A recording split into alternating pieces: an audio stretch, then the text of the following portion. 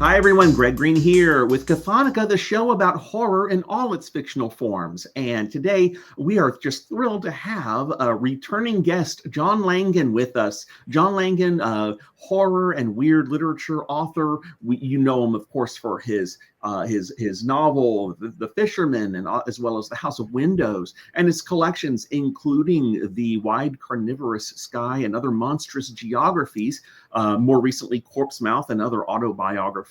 And now we have his latest that's coming out on August 5, which is called Lost in the Dark and Other Excursions. John, great to see you again. How are you? I'm very well, Greg. Thank you. It's such a delight to be back here and to be looking forward to some good, smart conversation. Yeah, absolutely. Absolutely. I recently called you on social media, Gentleman Frightener, John Langan.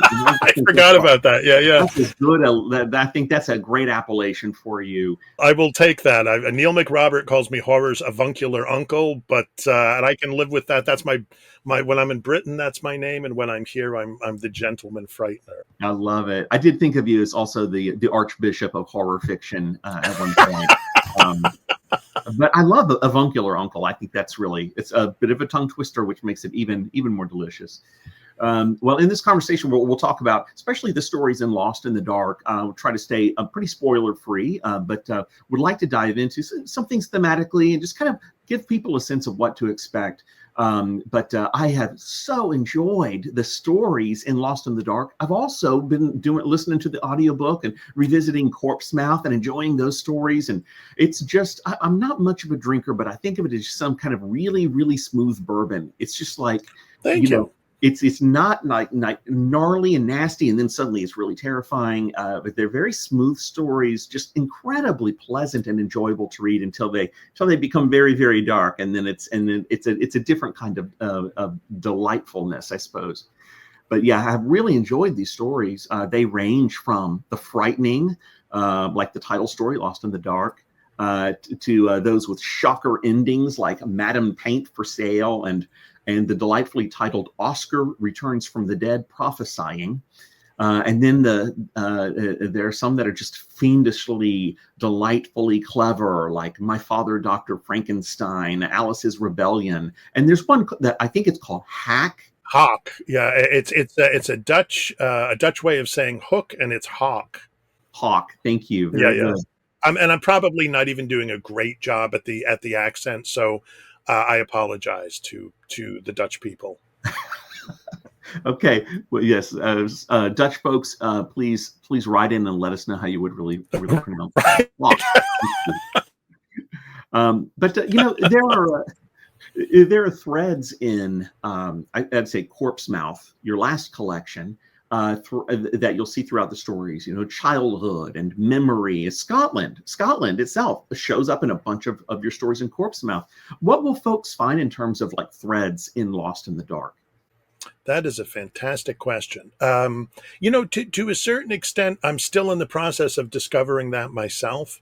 When I have friends who, when they put together a collection, they pick a certain number of stories, and they see those stories in a thematic relationship to one another, and they put them all together and they arrange them in a certain kind of order.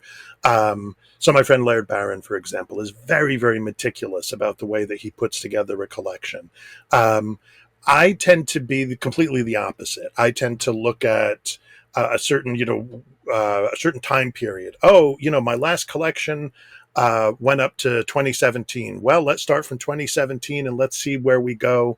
And then there comes what feels like, as I'm picking stories, what feels like a sort of an end point. Like, oh, okay, I think this is a certain interval that I'm going to excise, as it were, and collect, bundle together into the book, and so a lot of times I don't know 100% what the connections are myself until I'm actually writing the story notes, or sometimes even talking to people afterwards and saying, someone will say to me, oh, well, I guess you must have intended these call these excursions. Why is that? Because you were trying new things thematically or stylistically. And I'll think, yeah, that was definitely part of it. There were things in here The title story, Lost in the Dark, the very last, or the second to last story, technically, Snakebit, where I was the story of my father, Dr. Frankenstein, where I was playing around formally and trying to push myself in directions as a writer that I hadn't gone before. So they were excursions in that regard. They were also excursions in the sense of trying to treat material, or I guess you say treat material that isn't necessarily considered part of a kind of horror or weird canon. So there's a story called Alice's Rebellion, which is an Alice in Wonderland story. And there's a story called Hawk, which is kind of a Peter Pan story. And these were things that had been, sort of gestating for a long time in my mind. And all of a sudden I found a way to get them down, to do something with them. I still have somewhere in my brain, I have a Wizard of Oz story. I don't know when I'm going to get to it. I don't know. I'm not even sure what it is. But a number of years ago, I think it was John Joseph Adams and maybe it was Doug Cohen, put together a Wizard of Oz anthology. And I thought, I would love to have been part of that. That idea really, really interests me. What would you do with that? And so some of the excursions too were excursions in the sense of wandering into different types of story, I suppose, and just seeing what I could do in those areas. I did notice that, and I think you mentioned this in the story notes. Bodies of water keep showing up in this. The ocean, the Hudson River, etc., keep showing up. Now, I personally, and I guess the deep sea swell, probably more than any other, Yes. the story, the deep sea swell, which is a really fun supernatural horror story, but there are some pretty realistic descriptions of being out on open water in a vessel and the sense of motion and movement. I suffer from a mild case of thalassophobia, fear of big bodies of water, probably growing up on coastal Florida, being a little tiny toddler walking into a 3-foot wave or something, set me in on that. But it's a pretty frightening story, just that sense of being out there in the ocean and the waves and the deep swells moving you around. But water shows up, I guess, through a lot of these stories here.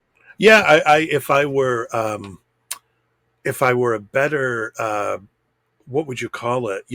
A more fervent adherent of or to astrology, I would say it's because I'm a Cancer and that's a water sign. But water. I was dunked in my 3-foot pool by my uncle when I was a kid, and I think I've always been a little bit nervous around water, and bang, that kind of did it. And although I love the beach and I actually love being in the water, I love, I love floating in the water or whatever. It's also true that when you get out into any significant body of water, it's hard not to be a little bit nervous, In my first novel, House of Windows, there's a scene where one of the characters talks about which is basically lifted from my life, talks about being out on a whale watch off the coast of Cape Cod, and a whale swims under the boat, and the boat just lifts up just a little bit. And that happened to me, and I remember thinking, oh my God, this thing, if it just decided to whatever, flip or flip us over, it could probably do that. And that was humbling, to say the least. Yes, absolutely. For some reason, I have an completely irrational fear of being swallowed by a whale. It was probably being introduced to the story of Jonah in the Bible, but also watching Pinocchio, Disney's Pinocchio. Oh yeah. Is it Monstro? Is that the name of so. of the whale? Yeah. That's a great monster whale. Yeah. Oh yes, they just completely terrifies me. Or even like being around large. There's also a phobia called submechanophobia. Thank you, Reddit. I didn't know about this, but Reddit has lots of pictures of submechanophobia and thalassophobia, where you see like large objects under the water. The Titanic, images of the Titanic really, really make me uncomfortable. Oh, wow. Down there, these large structures down at the bottom of the ocean, but as large as they are, they're completely dwarfed by what's around them. Yeah. Supposedly the Titanic is falling apart. Supposedly, like it is literally kind of disintegrating with the pressure of the water and the years and so on. Oh yeah, yeah, yeah. I guess it won't be there. I guess people wanted to. The thought of raising the Titanic, just completely terrifies me. I don't know why. So how did you feel? Did you see the movie Underwater with Kristen Stewart? I did. I actually that stuff. Yes, it's good thriller material. It Yeah, does make me really nervous. Or right. the thought of being in a submarine and it implodes. I probably saw like a submarine movie when I was a little kid, and that Yeah, thought. yeah, yeah. The funny thing is that I am terrified of it, but I'm also really fascinated by it. And I don't know why that should be, but science fiction stories about going deep under the sea or whatever and finding other life there, they fascinate me. James Cameron had that film, The The Abyss. Abyss, and I just enjoyed the heck out of that. Oh, I prefer the it's a fun thriller. yeah, I prefer the unedited or the edited version to the director's cut, but that's a whole other thing. But yeah, I remember when I was a kid, there were a series of novels written by Frederick Pohl and Jack Williamson, and called like something like Undersea Quest and Undersea Adventure, and it was about a future environment where humans have colonized the sea. We're all living in underwater cities. There's still stuff up on the land too, and the protagonist of the stories, and he grows a little bit older every novel, has all these undersea adventures, and I just thought that was like the coolest thing. Which is funny, right, for somebody who is also made extremely nervous by the sea, by Yeah. the surface of the sea. Maybe I think if I were like Aquaman or the Submariner or something, if I were underwater and could breathe, everything would be cool. Yeah, yeah. And I think part of that, I'd like as a kid would get traumatized by some terrifying image, probably in Land of the Lost Yep. or Space 1999, even Wonder Woman. There was some Catman monster that terrified me as a kid, and he became part of my recurring nightmare, where he would look at me through the TV, even if I'm Yeah, hiding yeah. behind a chair, he could see through the chair and see me. It would just completely terrify me.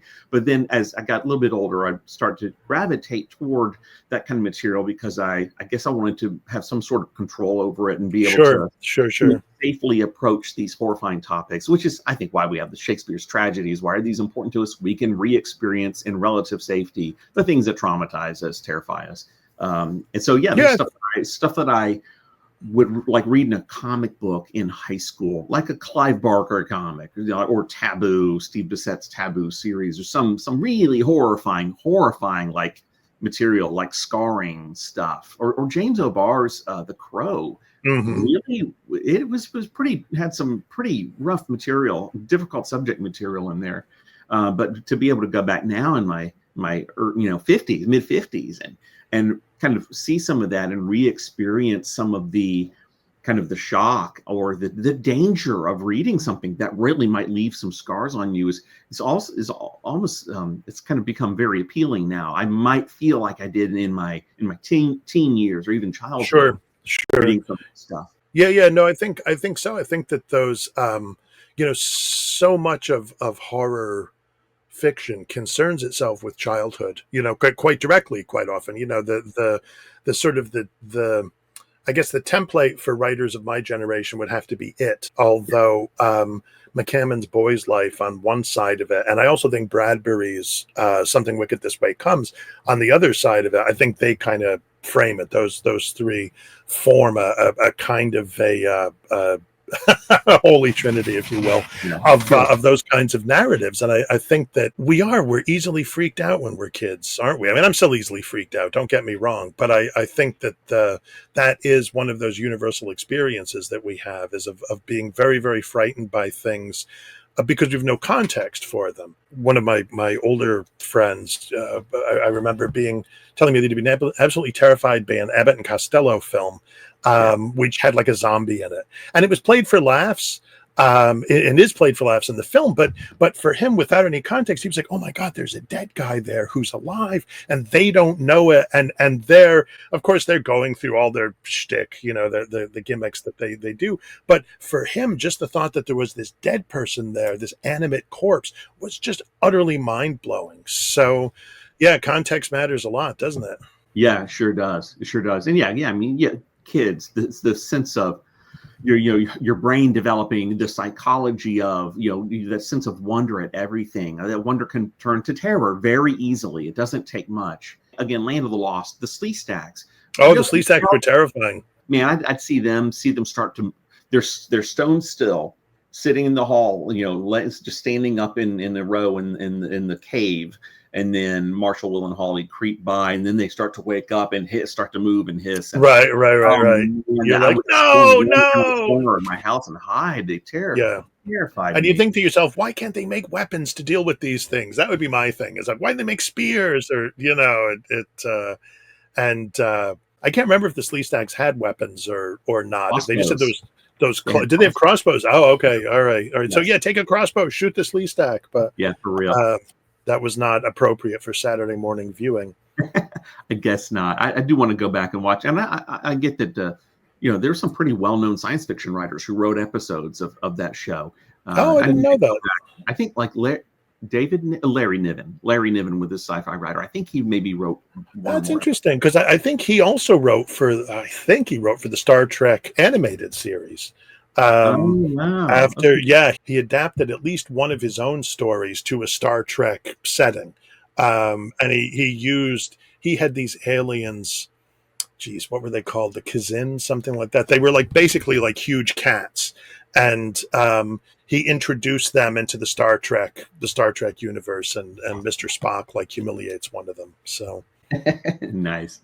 That's awesome. Oh, yes. Well, we could reminisce about childhood, kindertrauma, as they call it. We could reminisce all day about that. But getting back to Lost in the Dark, a couple other things that I see in there, the life academic. We see the academic man and his family, and especially the kind of the secrets and what appears to be the perfect family. You've got some family, kind of the heartbreak of families breaking up and stuff. You see quite a bit. I think probably the academic protagonist is in stories across a good bit of your catalog. Yeah, and that was part of that. That has been part of most of my adult life at this point. In the last, I guess 7 years now, I've moved to teaching high school, but before that, I was in college as a teacher or as a student, pretty much my entire adult life.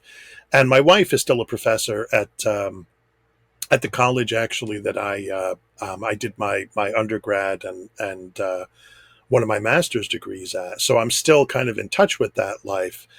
Many of our close friends we met through academia. So yeah, it's definitely something that that continues to sort of shape my imagination. I guess it's if you think about inventing from what this is one thing that I know and that I've tried to invent from. Sometimes with not even terribly self-consciously, it's just it's sort of there, and you're like, okay, this is what I'm going to use. And actually, in 2 or 3 of these stories, it's John Langan who is telling the story.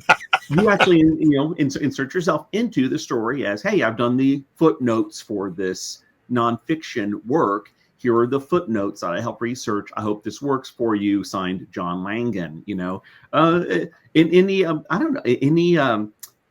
Trepidation at putting yourself into stories where things can go pretty awful at times. If I were a more important character, maybe, if I don't know, is that true? Because I have, I've done it a few times in short stories. I wrote a short story called Kore, which opens my collection. Actually, it opens Corpse Mouth. Yes, which is a story about, an imagined story about me and my wife, in this collection, the title story, Lost in the Dark, I placed myself in, and it's in part because that's a story that's all about the difference, or maybe lack of a difference, between what's real and what's invented or imagined. And so sort of inserting myself into that story then felt like adding an extra dimension of that or to that sort of thematic concern. With my father, Dr. Frankenstein, I just Yeah, that was almost a sort of throwaway decision, just like, oh well, okay, I'll stick myself in here with the new story in the book, Snakebit. That was a story that developed out of an essay. It's a kind of story essay as it is, and it developed out of an essay I was writing about my life, and so it seemed appropriate then to just kind of leave myself in as the very conspicuous narrator. Based on the story notes, was originally written to be part of Becky Spratsford's essay collection, Why I Love Horror. In fact, when I started reading, I was like, I had to go and look at my ARC copy of Becky's book to see, wait, is this actually in her book? And it's not. It's you wrote a different piece for that. So my question about the story, again, it's called Snakebit, or Why I continue to love horror. Is it fiction or nonfiction? Yes. Thank you. Good. That helps because it's set up as as an explanation. This is why I love horror. It's because it lets me do this. It allows me to take on certain kinds of thematic material, subject matter, etc. And then you start to say, like, for example, let's imagine here's a character named Tom, and he's married, and he has children, and he's doing this, and then a situation develops. Most of the essay is taken up in not delivering the story, but like a synopsis of the story. Yeah, synopsis with little clips, as it were, and things that were very much present in the media of my childhood in the 1970s, specifically, the Bermuda Triangle and quicksand and Sasquatch and what do you call it, and spontaneous human combustion. Yes. And so it looks at those things, and for me the question is, why still horror? Like anybody can have lots of writers have written one ghost story or one horror story or one horror novel or whatever, but why is it that you keep reading and especially writing horror? And that to me is a much more interesting question. The story's about 13,000 words, I think, so that's long enough. But there were ways in which I thought, yeah, this could still probably be even longer. But I think if it had gone too much longer, it might have felt a little too. It might have lost some of the oomph, I suppose, because it might have felt like it was spiraling too much into the overly technical. But I did kind of want to like sort of lead the reader by the hand and say, okay, look, here's what's going on here. You see what we're setting up here. Great. Now come with me over here and let's look at this thing. Okay. Now here, we're going to bring these things together and here's what's going to happen when we do. And so that felt like something that, it was really cool to do, to think about the possibilities that the horror form allows you as a writer, which I think are more complex than just working out childhood trauma. I'm sure that's part of what we all do as well, right? But I think it goes beyond that. And so for me, the question I was trying to answer, or at least to look inside in that essay/story/essay, was what is that exactly? What are the kinds of things that you can do there? And you describe it as taking just the normal slice of life, that what we do, what is part of our normal lives, like some tension in a marriage, or maybe disappointment with your kids, or whatever, stuff that's just real drama, and that you can really get into. You could take all the elements of anything that's supernatural out of that particular story, and there's actually still some real drama between the husband and wife in particular here. But you take that reality and then set it next to the monstrous, and within that kind of foil of a normal life with its travails and its drama, then suddenly something really pops out. I think on the one hand, a very reasonable way to interpret any horror story, is you look at the slice of life stuff, you look at the monster, and the monster's a trope for this stuff, and it may very well be. And quite often it can be intended to be. I was interested to a certain extent in just sort of seeing, well, what happens if I just kind of put the unhappy professor together with the Lamia? Again, I wanted to sort of leave it open in a way, like I so that people would come to me and say, oh, this is what you were doing in that story. And I would say, yes, exactly. Because I think at this point, when I was younger, I would take about a year on and off to write a story. And I labored over those stories, and I worked very, very hard with early stories like Mr. Gaunt to really, really sort of layer in the themes and all this kind of stuff. And I'm at a point now where I'm constantly behind in all of these invitations that people have given me to do different things.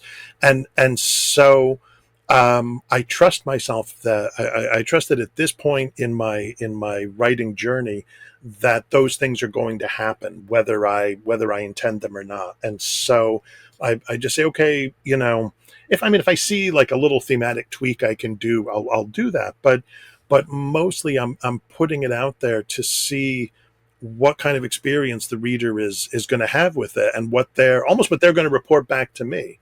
Yes, yes. Well, there's a wonderful moment at the end of that story. Again, it's called Snakebit, or Why I Continue to Love Horror, where this character within the story that John Langan, the writer, is describing, that John Langan, then the narrator, becomes to identify himself as that character in a way that's very touching and tender, and vulnerable. And I just think it's just a fascinating piece. And it's kind of like I guess some of Kelly Link's work, the way she works among levels and between levels. It's almost like she doesn't work among genres. She works kind of between genres somehow. It's so strange. I think when you're writing stories within a certain tradition, or a certain sort of tradition, and also the stories that have certain sort of formal requirements or formal traditions like horror, I think the tendency can be to to exclude certain things, to think that, like, it's funny. I never would have thought of that ending as tender, but yeah, kind of. I mean, you're absolutely right. And I knew that in what I was doing there, that I was like, I don't know, man, this is really taking a kind of a risk, because this is not the emotional content that you quite associate with this kind of story.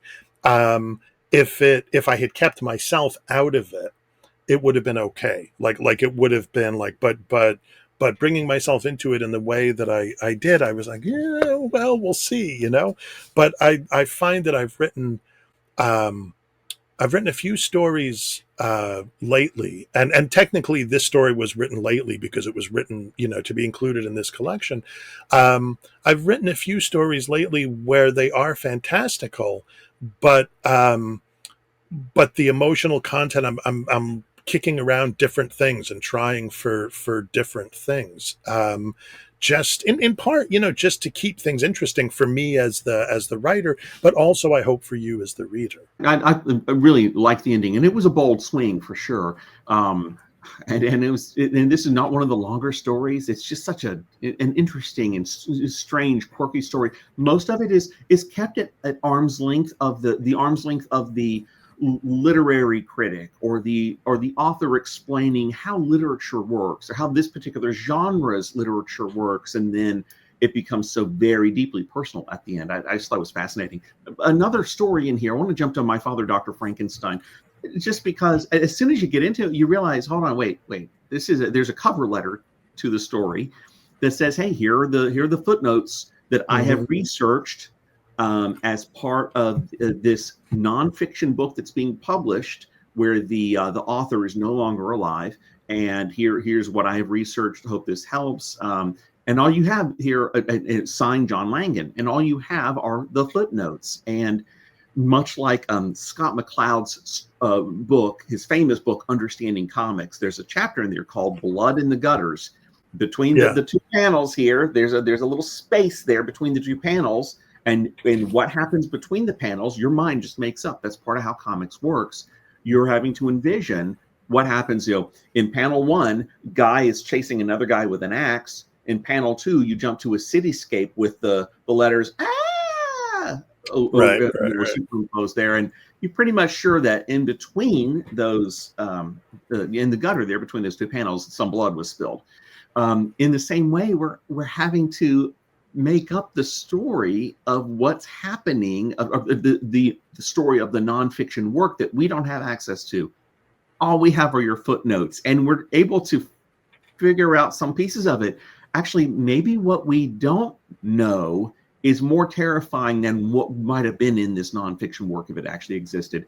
Anyway, it's completely fascinating. Tell us a little bit about why you wanted to go that direction and just produce a story that's footnotes. The short answer is that the very first story that I published professionally on Skua Island was published in an issue of the magazine of fantasy and science fiction, and it was also the first issue, or the issue in which the writer and editor Charles Coleman Finley published his first story. And that was a much shorter story than mine, but also called Footnotes.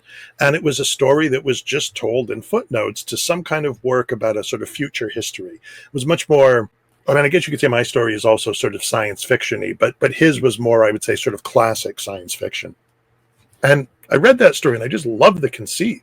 And I just thought, man, I've got to do that. I've got to figure out a way to do something with that form. And this happens sometimes. I was listening to a podcast, in fact, just the other day, with the writer Ed Park, who's a terrific writer. He has a new collection of stories coming out, and he was talking with the interviewer, and the interviewer said, "Oh, and one of your stories is it's written as a DVD commentary," and I was like, "What?" And I immediately thought, file that away. You're going to write a DVD commentary story at some point in the future, you know. Oh, totally. In the same way, I thought, oh, and that means at some point I have to write liner notes for an album that was never recorded, right? So part of it is just the delight in these kind of technical challenges. You know, what can you do? And so that was the footnotes were just kind of like floating around, and I originally thought that I would make the footnotes even more sort of elliptical and opaque, but that started to feel not enough to be honest, like as if I had this great kind of structure and I wasn't going to do enough with it. And so I think it was Darren Spiegel, who's a writer and occasional editor, invited me to contribute to an anthology of stories about, you know, sort of human development, human evolution, that kind of stuff. And this is the kind of thing that you know, Laird Barron, for example, has messed around with a lot, you know, with sort of imagining, you know, these sort of superhumans or people who are becoming superhuman. And I thought, I don't want to do that exactly, but I had this idea many years ago about a father who is basically playing Dr. Frankenstein with his kid, is constantly like modifying his kid, because as our understanding of how the world is going to end continues to develop, he keeps like sort of messing around with his kid, you know.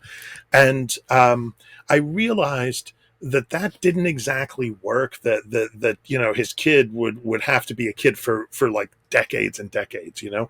But I thought, well, you could though work up a sort of a backstory for this guy, where this guy is this scientist, is obsessed with apocalypses and keeps trying to work out how do we deal with each kind of apocalypse. How would we adapt the human frame to survive those things?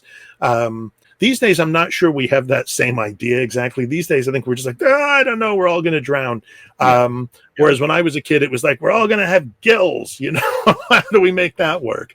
And so, but what it led me to was a great amount of very disturbing research about the extent to which the last century, at least, and it's probably something more in the order of the last possibly 2 centuries, has been haunted by the idea of a kind of secular apocalypse. You know, that it's not so much that the trumpets are going to sound and the 4 horsemen ride out and such, but that a comet is going to pass by the earth and drape the earth in its tail, and everybody on earth is going to die. You know, something along those lines.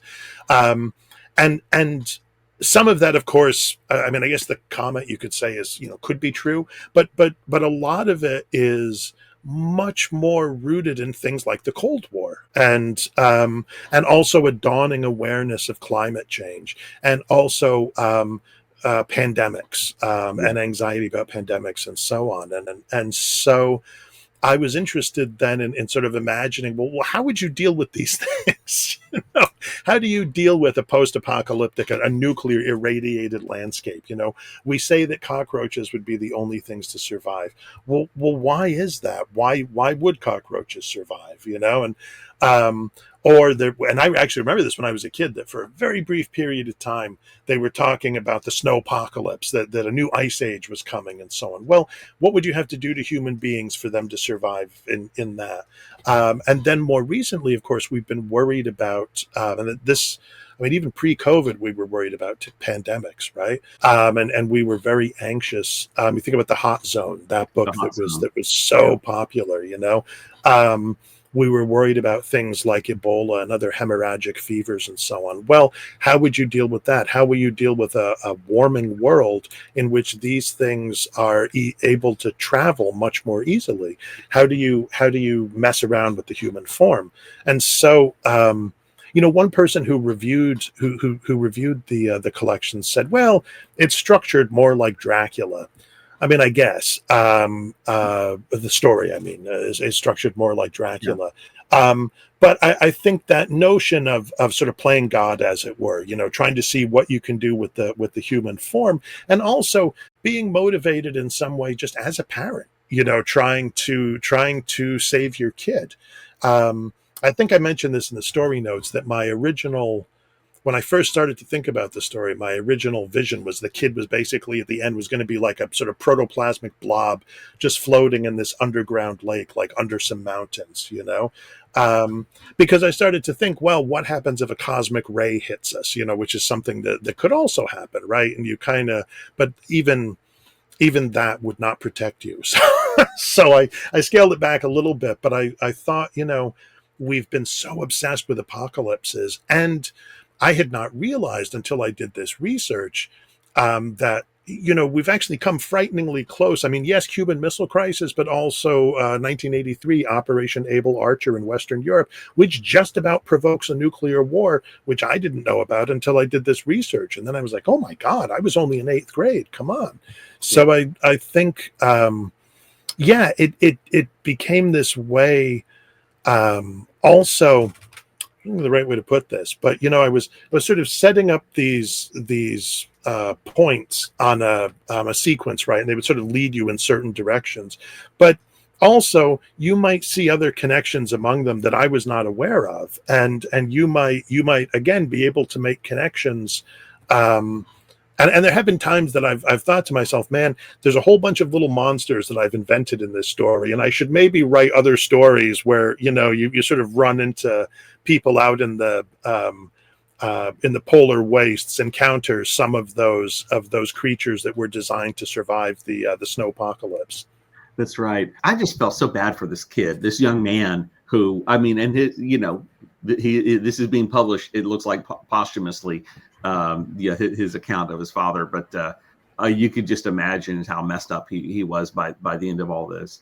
But anyway, that's a great point about all the apocalypses that we faced. Us Gen X guys who were Absolutely maybe not Cuban Missile Crisis, but the Cold War in the 80s. I grew up with Space Lab's going to fall on us. That was part of it too. Who knows what's going to happen? Where is it going to land? The planets, remember, the planets are going to line up. The planets are going to have their grand alignment, and the gravitational forces are, oh my God. And not to mention Y2K, Plenty to worry about. And it only gets crazier with each passing year, it seems. But I think the chances of destroying ourselves is certainly much more significant now in comparison to like the Comet Tail or whatever than they were even in the 80s. I don't know. Nuclear war is pretty, that was pretty scary. It's occurred to me that I could write, at least one more story looking at all the anxieties we've had since that time. Yeah. Where, I mean, and some of those have already been, if you watched, what was that, 24, it was the terrorist apocalypse was happening every time you watch that show. Yeah. And they were, again, there are things that, like, practically speaking, you're like, wait, that would never work, but we all bought into it. We were like, oh my God, and I think, the anxieties about asteroids striking us, comets striking us, that sort of stuff, and renewed anxiety about, I think plagues. I think, there is this ongoing question, which I think is not as illegitimate as I wish it was, about the origins of COVID, and was it the wet markets? We know it was in this lab. What was the deal? And unfortunately, the way that the sort of that kind of authoritarian system operates in China, you're never going to know. They're never, like, even if they tell you the truth, you're like, did they? Yeah. So there probably is at least another story, maybe not in exactly the same format, but you can imagine a bunch of scientists sitting around in a sort of think tank, like kicking around ideas. Well, how would we deal with this? How would we deal with that? And just talking about the different way, different modes of approaching story, the CD liner notes or the DVD notes. It got me thinking just now, maybe like a series of obituaries, writing a set of obituaries for a family that all died in the car accident, and the story you could reveal as you go to each person in there, and what little details could be buried to actually, like, show some of the drama that's going on within this family and why they, anyway, but I might play around with that. Very good, very good. Yeah, no, I think that there are there's just no end of ways that you can construct a story, and I think that there's absolutely nothing wrong with a traditional approach to writing a story.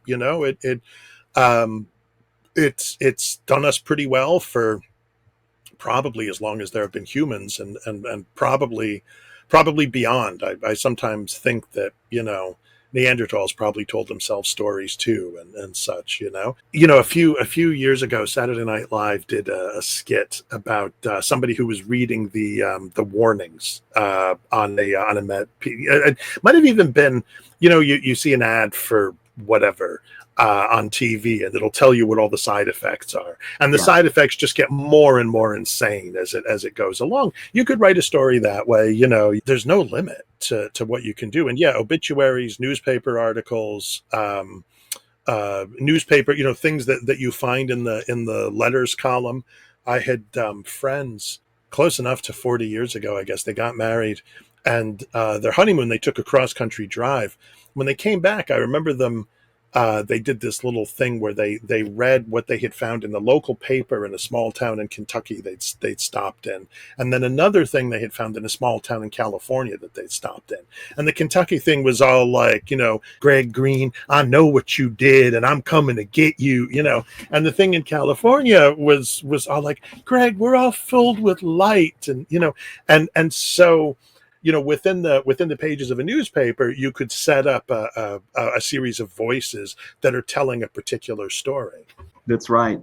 I'm very interested in this publication that Bad Hand Books is putting out with Benjamin Percy, and now Stephen King, it turns out, is going to do some of it. It's called The End Times, and it is a newspaper that is documenting what's going on during the apocalypse or after the apocalypse. Yeah, he did. I listened to him on something. I think it was the Kingcast talking about it, and he said it's going to take place about 10 years after like The Stand, as it were. There's some kind of plague that's happened, so he didn't want it to be like the plague is going on, but this is okay. Everything's done. Here we are. What's going to happen? And King is, I guess, the most. He reached out to King to ask him if he would contribute like a column or something. But he's had a bunch of writers apparently who've reached out to him and said, I would contribute something. So I'm feeling overbooked at the moment, but I'm still probably going to say, look, if it makes it to year 2, I would love to contribute at least an angry letter to the editor or something like that. Yes, exactly. It reminds me of what Alan Moore did with the comic book 1963. came out in the 90s. And it Yeah. was kind of a fun send up of, well, celebration of Marvel in 1963, their comic Yeah. characters and the types of stories, but all of like the letter columns and stuff and the Yeah. advertisements, all of that Yeah. stuff was made up and frequently quite hilarious. You got just extra parts of the story. Yeah, Moore has done that. I mean, going back to The Watchmen, if not earlier, but certainly The Watchmen. Remember, every chapter there's a different thing at the end that's explaining the history to you, you know, and then the League of Extraordinary Gentlemen. Tell us about the story Lost in the Dark. What you're, without giving away too much, but what you're doing with it and kind of how it's built. Well, I've had this idea at a certain point. What if a found footage movie was actually a documentary? What if you saw the Blair Witch Project, as I did with my wife in our tiny little house in the middle of the night? We're utterly terrified. What if you saw something like that, right? And you were like, oh, but at least it's a story. And then it turns out, no, that was a real documentary. That footage, like it wasn't a hoax that the production people, the publicity people came up with. That actually is a documentary. And I thought that was like a really, really fascinating idea for a story to write. To write a story about this popular found footage series, which on its anniversary, on the 10th anniversary of the first one being shown, it turns out that no, there was actually a documentary that this was kind of like built out of. Because I thought to myself, most documentaries are, you know, they're not quite good enough to be movies in that, like horror movies in that sense. You know, they don't have quite the structure that you need. So you have to imagine that the original found footage or the original documentary would have been cannibalized to make the actual horror movie. Things would have been reshot, people would have been recast, and so on. And I also wanted to do something about.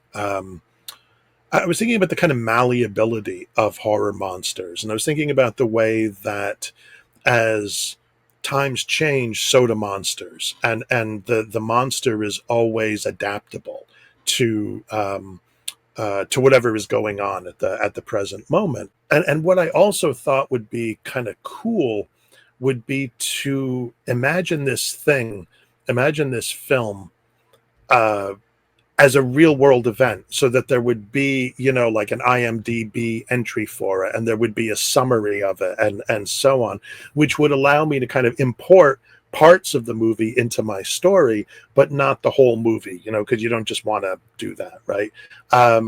And I thought, well, you know, I'll imagine that it's an article for Rolling Stone. It's funny, I was positive I wrote that it's an article for Rolling Stone, and I didn't. It's nowhere in the story, but that was actually my imagination, was that this is, you know, a hip Rolling Stone article, and then yeah, it just kind of went from there. I had been invited by Ellen Datlow and Lisa Morton to contribute a story to a Halloween themed anthology, and it just seemed, oh, okay, well, Halloween just happens to be the time that they're meeting to talk about this movie. Of course, because when would someone be in town to screen a horror movie? Well, for Halloween, right? That's what you do. So Halloween offered this kind of very reasonable, practical explanation for why the events of the present events of the story were happening, and I thought to myself, oh yeah, well, I've had over the years, I've had a number of just incredibly talented students. This is teaching at the college level, and I thought, oh well, what if one of those students, you know, made it? You know, what if one of those students I taught when I was first starting to teach back in the early 90s, well, more like the mid 90s. But anyway, what if one of those students had, you know, almost 20 years later, really succeeded in a big way? Then that would allow this sort of personal connection and so on. So it, you know, there's a horror critic named Stefan Zemianowicz, and Stefan and I are reasonably friendly. And after the story was published, we met at it was a reading for a collection of Richard Matheson stories that Penguin Books had done. Anyway, so we met, and Stefan just went on about, you know, oh, the ending and all this kind of stuff, and how much he loved it, and so on. And he kind of convinced me, oh yeah, I think the story is doing things I didn't realize it was doing. And Neil McRobert of Talking Scared is like, oh, that's definitely connected to the universe of the Fisherman. And I'm like, is it? But again, this is the kind of stuff, though, that I was talking about earlier, trying to leave myself open so that if people want to make these connections, because now I'm thinking to myself, is it? Could it be? And, then it's like, well, if it is, how is it? And maybe maybe that's not something I want to explore, but maybe it is something I want to explore. So possibly there's another story or two in there examining the way in which whatever is going on inside that story is connected in some way to whatever is going on in the Fisherman, and some of the other stories that are connected to the Fisherman. There's been a lot of announcements lately about contemporary horror authors getting film adaptations. And I'm not one to say, hey, a film adaptation shows your story's legit, but it does open, no, the literature is legit on its own, but it does open stories up and authors up to a much wider audience of folks who maybe, they're going to more likely to watch a movie than read a book. And it's a big tent. We're happy to have them, but right now we've got Daniel Krause's Whalefall in production, and Josh Mallerman's Incidents Around the House is in production. Philip Fracasse's got a couple of stories that are moving, or like early. Actually, one's been shot, and the other one I think is early in production. I'm sure Stephen Graham Jones will have some announcements in the next couple of years. Yeah. I know he's had a number of works that are in some form of production or being optioned, Laird as well, etc. I imagine the Fisherman probably has had some interest from Hollywood. Yeah. It's over the years. We came very, very close at one point with Mike Flanagan, and I had an absolutely lovely conversation with him and his production crew, and he's just a lovely man. And if nothing else, I was able to say, hey, thank you for making all these great films, But the rights that production company wanted, my film agent was like, look, you can take them, but I have to advise against it. And I was like, okay, that's why I hire you guys. And we had a nice, Mike and I had a nice exchange afterwards. Hey, hope we can work together at some point in the future. And I still hold out hope for that. There's definitely been subsequent interest. It was funny when, I'm trying to think maybe about like 2010 or thereabouts, 2011, something like that. Laird had a lot of early interest in his stuff, and I would be like, oh my God, that's so exciting. And he would say, and I always thought, you just come on, Eeyore, knock it off, But I kind of realized that no, and in fact, someone said that Hollywood is the town where they say, yes, no. And I was like, oh, okay. I feel at this point I have a slightly better sense of that. So, people have optioned. We had an interest in a story I wrote called In Paris in the Mouth of Kronos. And I had interest in another story called Mother of Stone, and another story, a short novel called Saphira.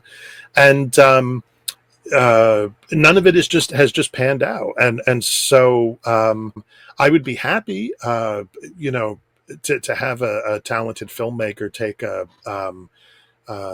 take a swing at some of my stuff and see what they could come up with. It's funny, when I started writing, I had all these friends at the time, this is like early 2000s, who were like, I'm trying to write like a film. And I was like, no, not me, man. I want to write in a like a story. I want my fiction to do the things that only fiction can do. And now later on, I'm like, you idiot. But it's hard for me. I'm not saying it's impossible, but it's hard for me to imagine anyone adapting my father, Dr. Frankenstein. It's such a, how do you adapt a story that's all in footnotes?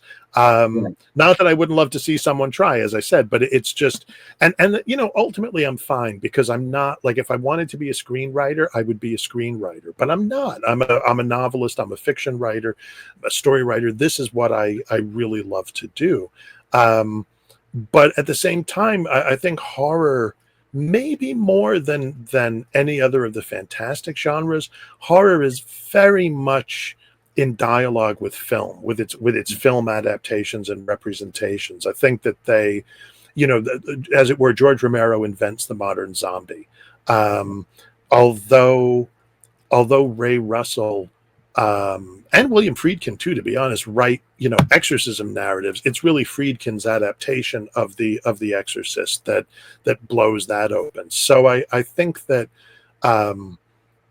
film has always played an important role in the kind of development of the horror narrative, and the development of the, I don't know, the larger genre, I guess, the way we think about certain monsters and so on.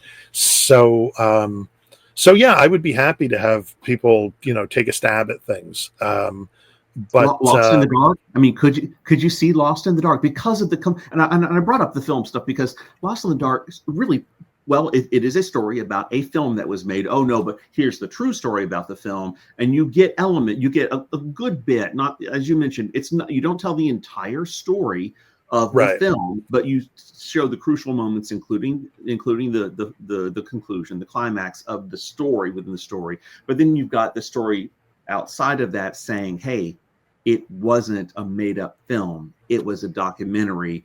Oh my gosh, what really? And then there's that element. Here's what really happened. And then there's your perspective around it, showing here are the people who are telling us what really happened. I just wonder, like, how is that filmable?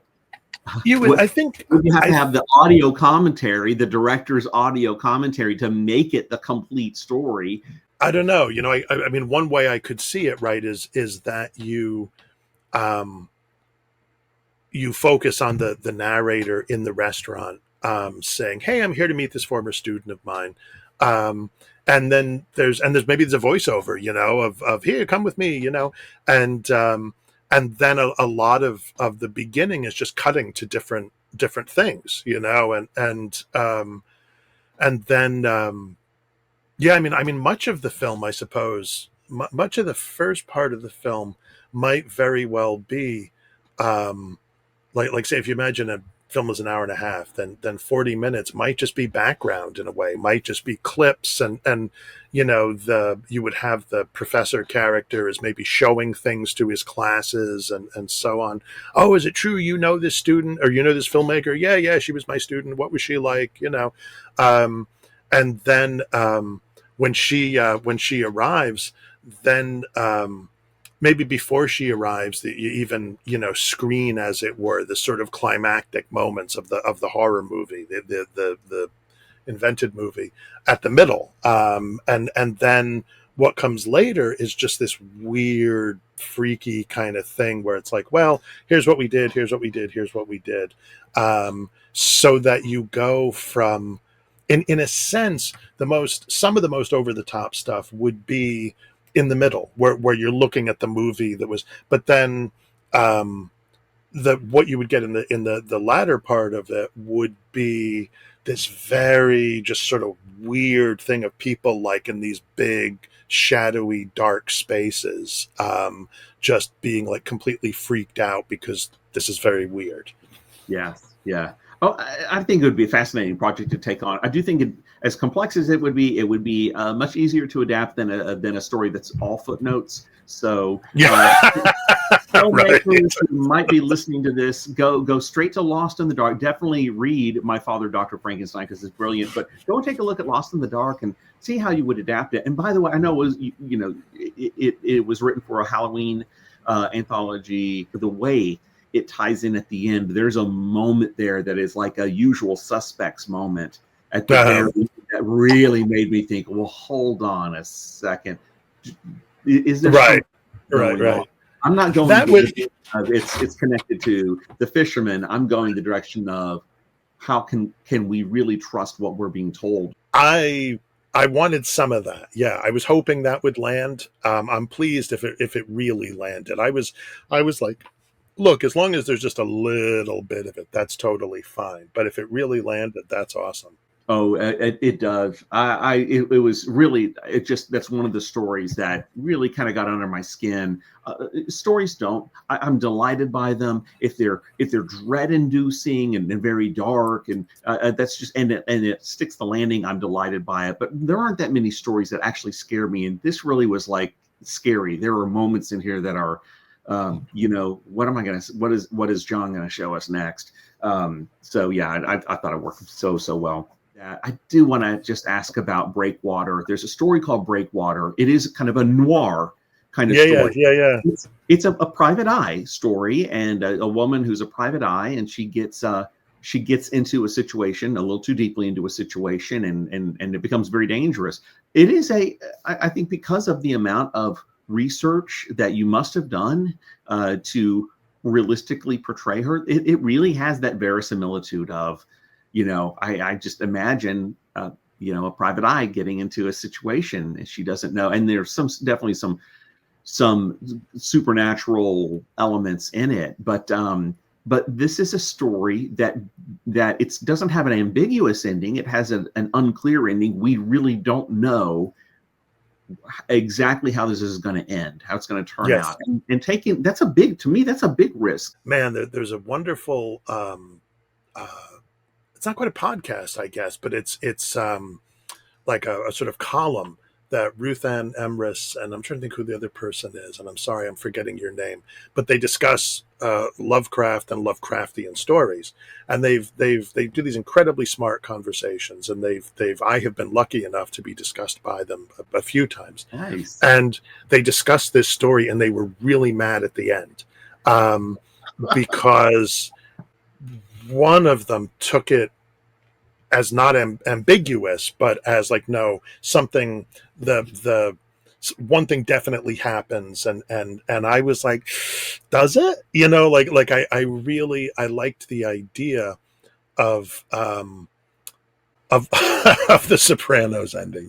I like the idea of just cut to black. And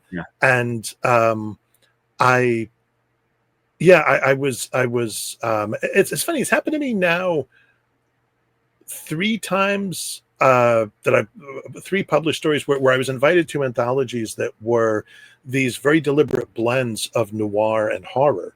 And I love crime fiction and crime film. I just absolutely, in some ways, crime film I might like that even better than I like horror film. It might be my favorite type of film, my favorite genre of film. And so, yeah, I have thought a bit about how the sort of noir universe and how the noir universe works, and the kinds of things that people get themselves involved in the noir universe. And in this particular story, I'd had this idea for an awfully long time about a situation where there's this storm that's battering this little town, and it's being caused by this angry person, by this angry, betrayed person. And I sort of gradually brought it into like a kind of, I guess in a sense, a more traditional kind of crime story. But I did think to myself, like, okay, if you're a private detective and you've run afoul of a very powerful person, which is not utterly impossible, how do you get out? How do you escape? And so I spent a lot of time trying to work out the mechanics of that. And because one of the things I think happens in a lot of crime stories and noir stories is they're about process. We're going to knock over the bank. How are we going to knock over the bank? Yes. Donald Westlake's Parker novels, which he wrote was it Richard Stark? Anyway, but the Parker novels are largely about, Parker needs to get revenge. How is he going to get revenge? And then it takes you through all the stages. So the noir stories that I've written have tended to be about that, have tended to focus on process, on what is the process. Your boyfriend has been kidnapped by his angry ex-wife, soon to be ex-wife. How are you going to rescue him, and how are you going to escape then, because this person is very rich and has a long reach, and so on. And so, yeah, I spent a lot of time trying to work out like kind of practical ways to do that. I would say maybe it's not laughingly. I went to 12 years of Catholic school, and we were the experts at like how you get away with things. Like how do you like modern kids, I mean, honestly, like my students for the last, especially when I've been teaching high school, right? They're always like, here I am, fam, I'm committing a crime, and then afterwards they're like, who snitched on me? And I'm like, you did, you idiot. You put it, it was all over social media. You're like, look at me stealing this money, So, yeah, I spent a lot of time thinking when I was younger, thinking about ways to sort of flaunt the system, evade the system. And so in this story, I thought in some ways, that question of how do you assume a new identity, and how do you do this kind of double blind thing to try and to make your getaway even more secure.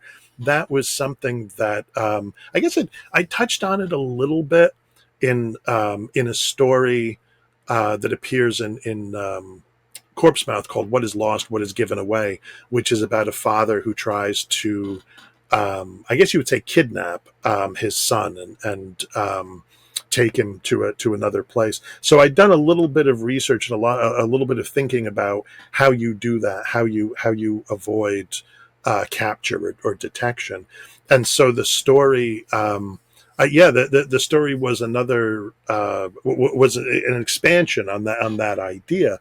Of course, it doesn't exactly work out, but maybe it does. Who knows? I think I say in the story notes, that I can imagine a sequel, Yes, to this story, which would be right. very more like sort of dark fantasy, I suppose, at this point. But the protagonist, the PI, is put in a position where she has to make a choice. And she has to do something. She's got to make a choice. Yes, She's got probably the consequence of choice A is worse than the consequence of choice B. Is there possibly a choice C that might even get her out of the immediate predicament, but then she's going to be hounded by this woman who is very powerful, and we think it's her wealth that makes her powerful through most of it. No, there's something else going on that makes her powerful. So occult connections that's really fueling her. So I just wanted to ask about, why take that big swing of that's going to risk making folks angry, because making people angry. Well, I think that I think thematically, I think it's a pretty clear, like, you can plan all you want. You can even be really, really smart with your planning, but there's more in heaven and earth than dreamt of. And I think that part of it is just it's kind of like part of it is like it's a different way to do things. There's sometimes, I mean, maybe there's a little part of me that's like, this is going to drive people crazy. Not. I was actually kind of surprised, to be honest, at the response that it evoked when I read that blog. I appreciated it. I was like, wow, okay, so this means the story was successful because it really provoked this response. But I liked the idea of leaving a character, sort of like on the horns of a dilemma, and then just almost saying to the reader, well, what do you think happened? How do you think things turned out? The lady or the tiger. I remember talking to Laird about his story Catch Hell. I asked him one time, like, have you gotten strong negative reactions to any of your work? And he said the story Catch Hell really caught hell for him. He had people who were very angry because of a character's choice, and people thought there's no way that character, a woman, would make that kind of, or it was just really, people were incensed by it.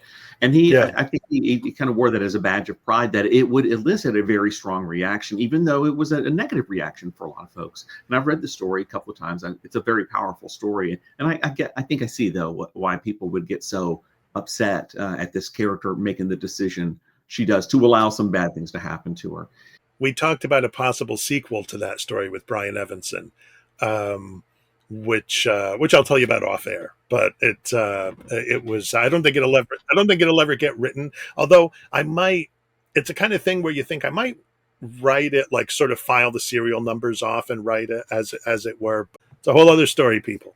I got to hear more about that. That sounds so cool. Okay, last story I want to talk about from this, and there's so much that could be said about it, but it's called Natalya, Queen of the Hungry Dogs.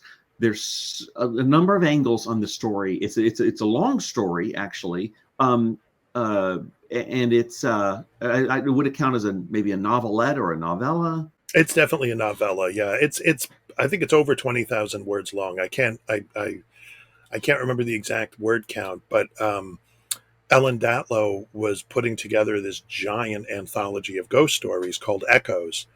And I can't remember who the publisher was, if it was Saga Press or if it was another one. Whoever it was had said to Ellen, we want a gigantic book. We want to put together this gigantic book. So she got all these original stories. She did a couple of reprints, but otherwise all original stories. And she said to me, you go as long as you want, like I, and I was like, okay.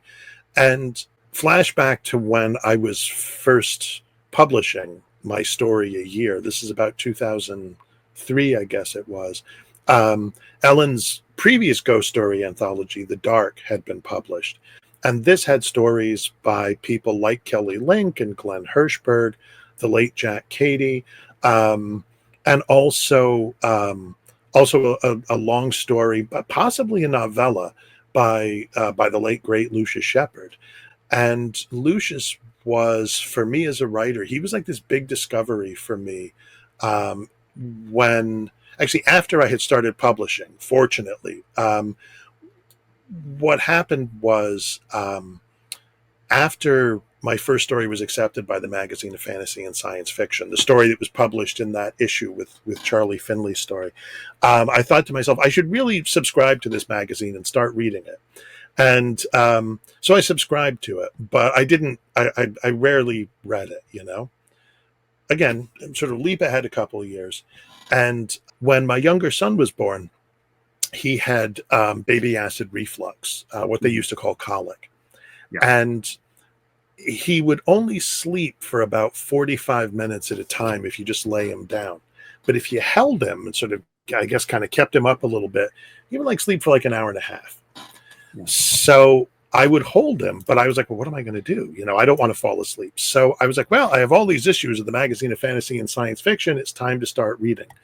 And so this was how I encountered people like Jeffrey Ford, some of Kelly's stuff, M. Rickert, Alex Irvine, Charlie Finley, and also Lucius Shepard. And I've said many times that it's actually a good thing that I didn't read the magazine before I submitted to it, or I never would have had the confidence to submit to it, because these were just, writers working at the height of their powers.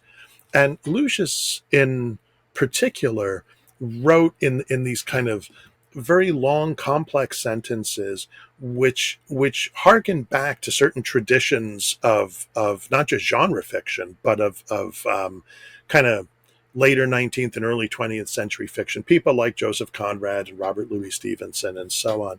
And I just absolutely loved I loved his style. I loved the way that he wrote.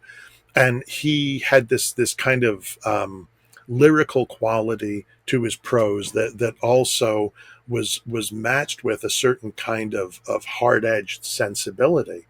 And so many of his stories, the first paragraphs, you could just excise them, and they were like these little micro stories on their own. So Lucius had written this novella called Limbo, and I didn't even remember it especially well, but I thought to myself, I am going to write a ghost story for Ellen's new ghost story book, and it's going to be in some way a response to Lucius's story. It's going to be a kind of a way of honoring this writer whose work I really loved. And Lucius was also friends with a bunch of writers, but he was friends with a writer named Russell Banks. And Banks wrote a novel called Harrison Stark, which is in some ways a very, very it's a story about a guy who's a steam fitter, and he's kind of problematic middle-aged white guy, I guess you would say. And but it's written in a kind of experimental way. And the novel begins with Harrison Stark writing to the narrator and saying, well, that's wife number whatever left. Why, come and bring beer. And like, I thought, that's the beginning of my story, and it seemed appropriate because Banks and Shepard had been friends. I thought, you're going to have these two friends who are going to come together. Well, why are they going to come together? And in some way, it has something to do with limbo, with one of them having been in limbo and now at the end of his life, preparing to go back to limbo, where there's something that's waiting for him that is kind of weird and frightening. I've noticed among the stories that I write, a certain number are about friendship. In Corpse Mouth, there's a long story in there called Anchor, which is very much about my friendship with Laird over these many years. And in The Fisherman, in a way, the relationship between the main characters, Abe and Dan, it's a friendship that forms around loss and fishing until they aren't friends anymore. And so this was another chance to write another kind of friendship story. And I didn't think about it in that way, I guess. But honestly, it's only really been within the last couple of weeks, because I was like, well, the book's coming out, I should think about what I did in it. And I thought to myself, you kind of, it's one of the things you do is you write about kind of male friendship. So Lucius imagines this limbo that is this crazy, construction, I guess. This is kind of improvised place. And I wanted something like that in my limbo. I wanted some kind of weird structure like that. I also wanted characters who were reasonably successful at their lives, that they had achieved a certain level of success. But for all that, there were still, these demons plaguing them. In one case, in particular. So, but a few years ago, the writer and critic and poet S.J. Bagley asked me, I think that your stories are about time. And intuitively, I was like, you're right. And I think this story would be an example of that. This would be a story in which it's in a sense, it's about time. Time is really, really important to it. And there was also a chance I worked in Madame Sosostris, who plays a major role in my story, Saphira, my short novel, Saphira. I was like, here she comes back again. In fact, I think I'd have to look at the manuscripts. I can't remember which one I included. Like these, the Saphira and Natalya were written not too far apart from one another. I think I used her in Saphira first, and then I thought, she can appear here as well. I need to get back to her. I'm not really sure what she's up to these days. She's very direct. She will let you know, I think, what she wants to do next, because she's quite a formidable presence here. I mean, she does some things that are very important, but just her presence is very. She reminds me of kind of a Jessica Mace type presence. I knew that having a young woman in the home of a guy who is this sort of womanizer or whatever, she has to be strong enough to say, "There's nothing going on. I'm here for other reasons." I don't want to give too much away about it, but there's a threat to Hunter, the main character, and that threat is a feral ghost. I've never heard that before. As soon as I saw that phrase, I'm like, whoa, what is that? That is like a new take on a ghost I've never heard before. Is that something you've borrowed from somewhere, or? I think that just popped out. I was the name Natalya, Queen of the Hungry the Hungry Dogs, came from a sort of a lighthearted conversation that a bunch of us were having, probably on Twitter, back when it was not full of Nazis, or as full of Nazis. And Nadia Balkan was, Nadia is one of my favorite writers. And she is also, she just watches films and kind of rates and reviews films in these little capsule reviews, exhaustively. So Nadia was talking about hungry ghosts, and which is a thing you find in, I want to say, Chinese culture, possibly others. And somehow it came up, Nadia, queen of the hungry ghosts, And I was immediately like, wait, I wanted to use something like that. And I thought, oh, Natalya, queen of the hungry dogs. And I actually wrote to Nadia and I was like, is this cool? And she was like, yeah, it's fine. Stop being weird. Yeah. I think that had me thinking in general about less traditionally Western ghosts. I had I played around with that a bit in a story called Episode 3, on the Great Plains in the snow, which appears in my fourth collection, Children of the Fang. And I talk about, ghosts who sort of make the decision to stay in one place too long, and they just sort of become like just this sort of tissue of random memories and such. So I kind of played around a little bit with other things that you could do with ghosts.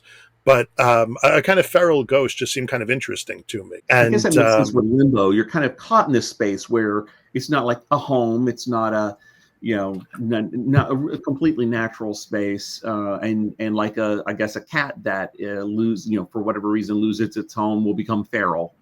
Yeah. Or a hog too. Yeah. Domestic things, will become wild. And it seemed in some ways, I mean, I hadn't really thought about it to this extent, but I guess it makes more sense to me that a child's ghost would become more feral than an adult's ghost. I mean, whether that's true or not, but so yeah, I wanted this thing that was just I wanted it to be very frightening. I also wanted there to be like a lot of pain in all of this. And I wanted to go kind of nuts in some ways, like I wanted the afterworld to be just weird. There's a river, but is it the river Styx, or is it, what is it? And I wanted there to, my limbo is a sort of, or the structures that you find in my limbo are a kind of tribute to the structures that you find in Lucius Shepard's limbo. And, Lucius was always interested in writing about kind of competent people. And I wanted to have these guys who were, sort of physically competent people. I wanted it to be reasonable for one character to take the other character with him on this very dangerous journey. And even if it doesn't work out quite the way anybody thought it would, I've had people tell me, a couple of different people tell me, I died stories, and of course you're like, well, what was it like? What happened?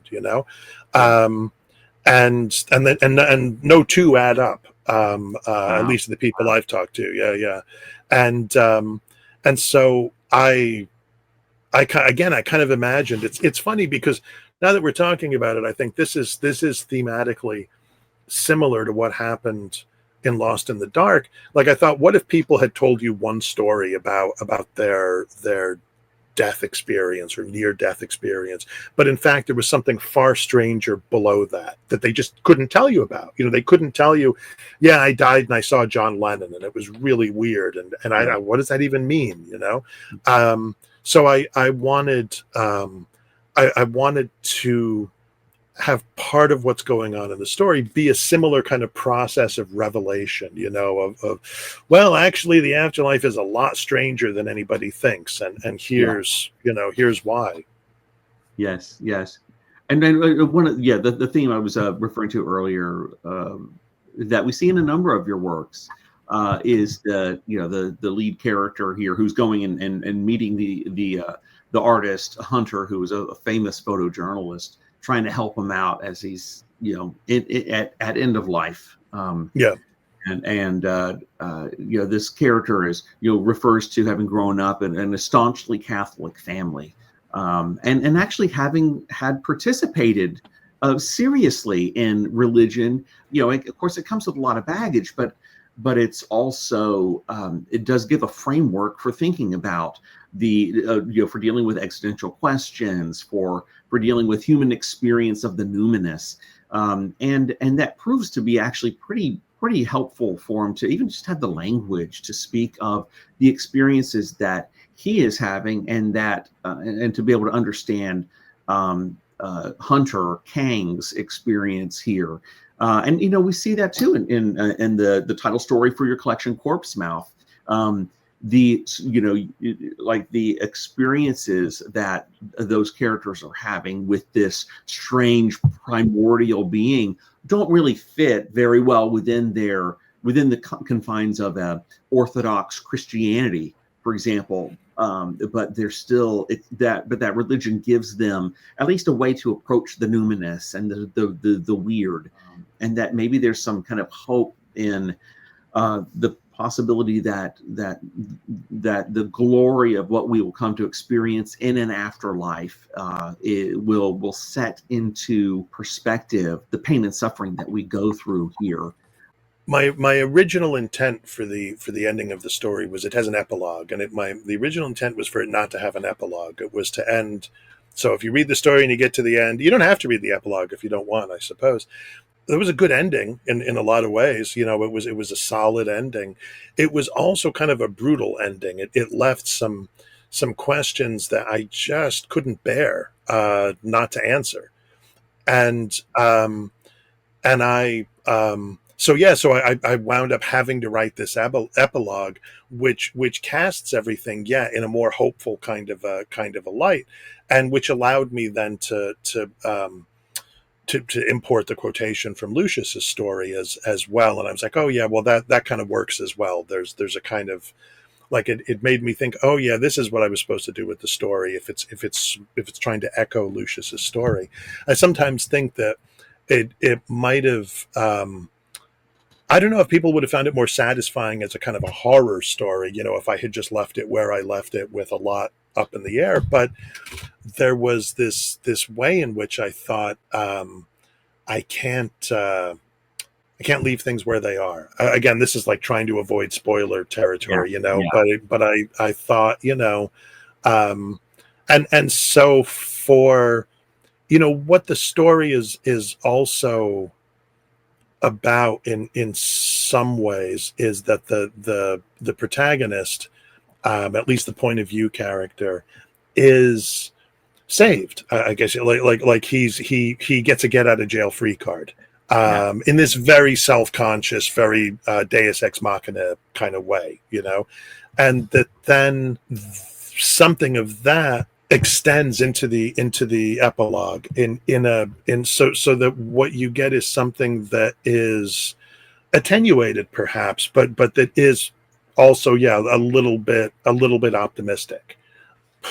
And when I was a freshman in college, I read the Brothers Karamazov, and there's a scene in the Brothers Karamazov where I think it's Father Zosima says, well, Judgment Day, everybody's sent to hell, all this kind of stuff. He says, and the day after Judgment Day, the mother of Jesus goes to him and is like, let them out. And Jesus is like, okay. The Lucius Shepherd epigram at the end.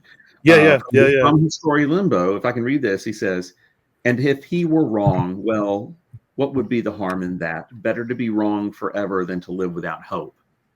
Yeah. And I think you have that there at the end of this story. And so, it's a dark adventure that could go very, very poorly for everyone involved, but there is definitely a sense of hope and a resolution there to that story. And I see in the story notes you address kind of why you didn't want to leave it unresolved. And I again, not to give away spoilers, I completely understand that. And at this phase of my life, I totally understand why you wouldn't want to leave that unresolved. Yeah, I mean, I think in a sense, I could guess draw a connection between this and a story like Breakwater, in the sense of you as a writer, right? You want to keep challenging yourself. And so sometimes the challenge is we're just going to stop, mid-scene, and you figure it out.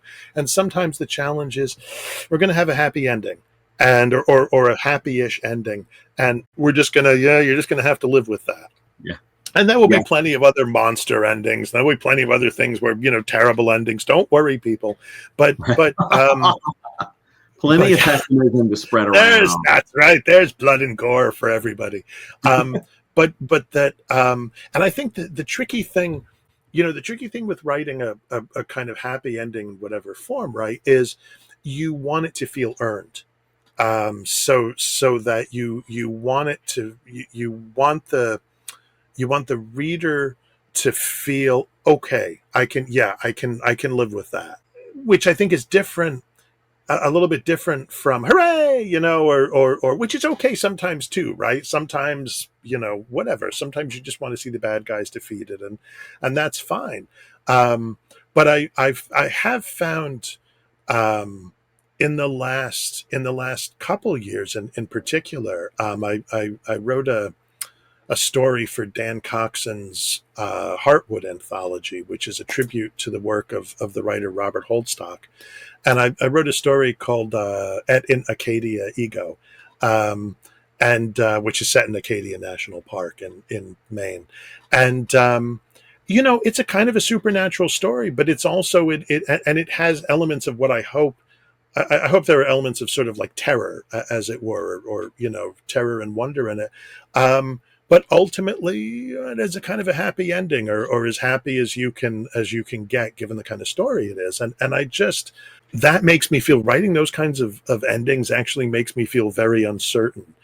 And I think that's probably a good thing for me as a writer, to keep going out to where I'm like, oh, is this the right thing? Oh, we're going to just end in the middle of the sentence, or we're just going to end it, like maybe that's a good thing to try to do. So, I don't write romance stories, but now I'm like, oh, maybe there should be some romance in your stories. Maybe that's something you need to think about. You need to think about more. So you have to dare everything, even a happy ending. Yes, even a happy ending. That's brilliant. By the way, that title, at Acadia Ego, that's brilliant. Yeah. I love that. I'm a big fan of Tom Stoppard and his play Arcadia. So of course I'm familiar with the painting. Yeah. At Arcadia Ego, right? That's Well, I love, when I was a kid, my family and I went to Acadia National Park in Maine a couple of times, and those are some of my favorite memories of that park. It's just a wonderful, wonderful place. Although a seagull did steal a sandwich out of my sister's hand, and she's never forgiven seagulls in general for that. But it was just this wonderful, wonderful location, and I wanted to write a story. I wanted to set a story there, and so I just thought, oh my God, if it's Acadia National Park, how can you not pun on, in Acadia? And I had to tell, I was like, look, listen, it's not a typo. It is in Acadia, just go with that, Oh, I think that's very clever. Well, to wrap up, Natalya, Queen of the Hungry Dogs. So, in coming back to the thought of religion and the numinous, may I ask, have you ever had an experience that you would consider to be paranormal or supernatural? Yeah, I mean, after my dad died, and he died when you were young, right? I mean, he died when I was 23, and when the morning of his funeral, I was in the house by myself. Everyone had left. I was just kind of locking up, and I was aware that I was running late. I'm always late, and I remember standing in the doorway between the living room and the dining room and saying, "Oh, I'm on my way, Daddy," or "I'm coming, Daddy," something like that. And I heard him whisper my name, like right in my ear. Wow. Very sort of hoarse. And he'd been in the hospital for a couple of months. He'd been intubated for pretty much all of that time. And I had this sudden, utter conviction, because from where I was in the dining room, I could look down the length of the house. It was a small house, but I could look down to the hallway where my parents' room was, and the bathroom was, and my sister's room was, my room was, my brother's and my room was, and it was very a sunny morning, but that was that kind of darkness that you get on the other side of sunlight, and I was just almost absolutely certain that if I were to go down there, if I walked in there, I would find him. Wow. And I didn't. I left. I was like, I got to get to the funeral. I left. it's funny, the girl I was seeing at the time was like, you're going to hear a lot of things. And I think in some ways, as much as anything, that put that sealed the fate of that relationship, because I was like, I'm not saying I did hear him, but I also I don't need you telling me I didn't hear him. And I guess, that I've had these moments of apprehension, I guess you might call it. I've had these moments where random moments, right, where just kind of was driving down the road at one point, just heading into Kingston, heading into the local city, and I can still remember just this instant of looking up and seeing the sky, and it was sort of like a summer cloudy day, so there lots of blue sky, but still some clouds, but the utter blue of that sky, there was just this moment where I just like felt it as this like almost physical kind of thing, or as if I just had apprehended something that was really profound and true and beautiful. And I'm not sure where that fits on the scale of things. Like hearing my dad whispering to me definitely fits more towards the paranormal, supernatural, whatever. These apprehensions of occasional, almost random apprehensions of beauty, maybe not. Maybe proof of, or maybe they'd be characterized in a different way. But to me, I think they're part of the same continuum. Whatever that continuum is, a sort of apprehension of like a sort of expanded world, or an expanded sense of what is in the world and what is. Yeah, numinous is a good like almost like what is vibrating in the world, or what is the how deep the world truly is, and how deep maybe how shallow our perception of it is a lot of times. How deep it actually is. Happiness, it's funny because like happiness sometimes feels to me like that. There have been these times.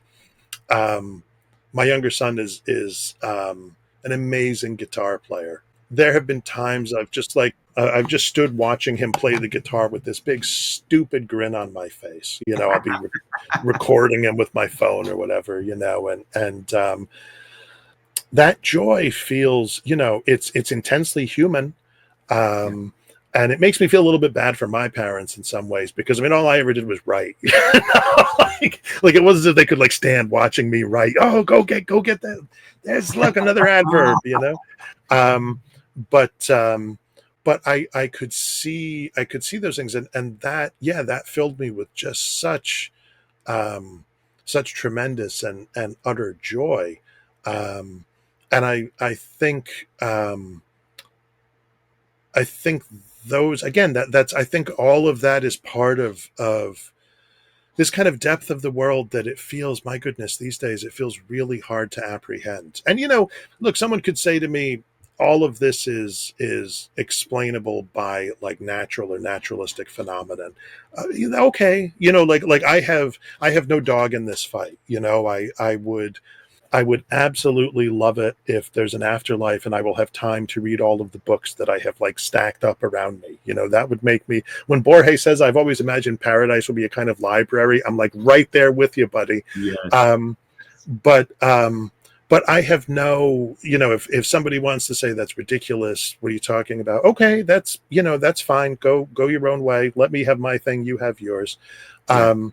But I think that at this very particular moment in our history, I feel that joy is man, that is in short supply, it feels like, and really, really important for us to hold on to. I think it's probably always in short supply. I'm just more aware of it now. And I think that us being able to hold on to that is really an important thing. I think we get it from reading, I just had the chance to read an advanced copy of Nathan Ballingrud's next novella, Cathedral of the Drowned. I just spent yesterday afternoon reading it and got to the end, and I just thought, man, this is good. Like in this profound kind of way. This is just a transcendent experience. Yeah, this is just like so amazing. And Nathan is such a great writer. Someone that Lucius Shepard did appreciate. And I'm reading this book and thinking, man, Lucius just would have loved this. He just absolutely would have loved this book. So yeah, I think that there are still those good things around us, and we have to, I think that even as we try to make the world a better place in very direct ways, I think that we need to preserve joy and do so with joy. So yeah, absolutely. And I think there's you talk about like those moments when, like, okay, once in a while, I will just look at one of my kids and say, that is my child. I have lived with them. They're 20. Today is okay. So I have triplets. They turn oh my God. 23 today. Today is their birthday. My sons and my daughter. And so I've lived with them for 23 years. Two of them are still living at home. I'm around them all the time. Or my wife, I've been married to for 31 years. Occasionally, I'll just look at her and say, this is another person, and we have bound our lives together. Yeah. These are I've known my children for 23 years, and I see them all the time. But no, this is my child. And there's a moment where I kind of wake up and realize, and it's, I don't know if it's a spiritual experience. It doesn't strike me as supernatural, but certainly there's something about simply realizing, wait, existence is like, why does anything exist at all? Just the sheer, I think Alan Watts, maybe you described it as just the weirdness of existence that open up some important questions that we really still struggle with. Why is there something rather than nothing? It's just like super basic ontology, super basic philosophical questions, but they're pretty provocative questions. Oh, I have these moments when I think about the past, and I'll remember, like, when my wife and I first got together, and I'll have almost this sort of time experience where I'll be like, oh my God, but what if it doesn't work out? And I'm like, dude, it's not to take it for granted, but it did work out. At least it worked out this far, and so I think that there's a bunch of literary critics, the Russian formalists in the early 20th century, and they argued that what literature does is it defamiliarizes the familiar. It takes whatever it is, and Flaubert used to say something like this: that all that is required for something to become interesting is for you to stare at it long enough. Chekhov would do something like that. He would hold up like an ashtray, and he would say, he'd start to tell a story like about the ashtray and imbue the ashtray with, like, because your focus is on it, right? And I kind of think, yes, I kind of agree with the Russian formalist, but I also think that habit of trying to allow yourself to see something as it is, or as you're not used to seeing it, to get past the dailiness of things, the way that we just take things for granted. I think that can be really profound and really important. And I think that's one of the things, honestly, that the literature of the fantastic, and I think more of the sort of horror sort of element of things or end of things, can do, is to provide you with this kind of jarring experience, that causes you to reapprehend what's around you. I mean, Look, not all of it does. Sometimes it's just some guy in a mask chasing someone around, with whatever, a meat cleaver. But I think that there are these times where men, okay, even a film like Texas Chainsaw Massacre, right, just to go like slasher, is so much its own thing. It goes so far with what it's doing that it's kind of like someone throwing, when you do the ice bucket challenge, it's like someone throwing that bucket of ice water on you. You're just like, whoa, what was that? And not every slasher film obviously does that. Peace, Stephen Graham Jones. But I think that certain works of art can do that for us. And I think when I think about horror, I think that's what horror, one of the things that horror can do, and I think does for us. It's interesting you bring that up, and that this conversation's evolved in that direction. I asked a handful of authors over the last few months, like, to help me distinguish between horror fiction and weird fiction. And Laird gave me this definition. What is weird fiction? What is its intent?